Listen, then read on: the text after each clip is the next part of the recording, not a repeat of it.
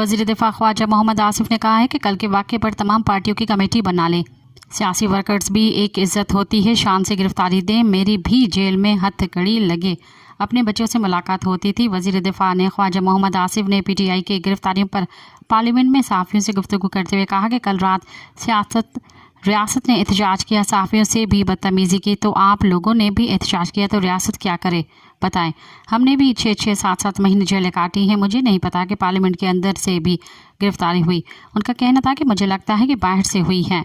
सियासी वर्कर की भी एक इज़्ज़त होती है, शान से गिरफ्तारी दें, मेरी भी जेल में हथकड़ी लगी और अपने बच्चों से मुलाकात होती थी। पाकिस्तान में ही नहीं ऐसा होता बल्कि हर मुल्क में होता है। मज़ीद ख़बरन ऐं तफ़सीलात लाइ विज़िट कयो असांजी वेबसाइट www.awamiNewsHD.com ऐं ॾिसंदा रहो अवामी न्यूज़ HD।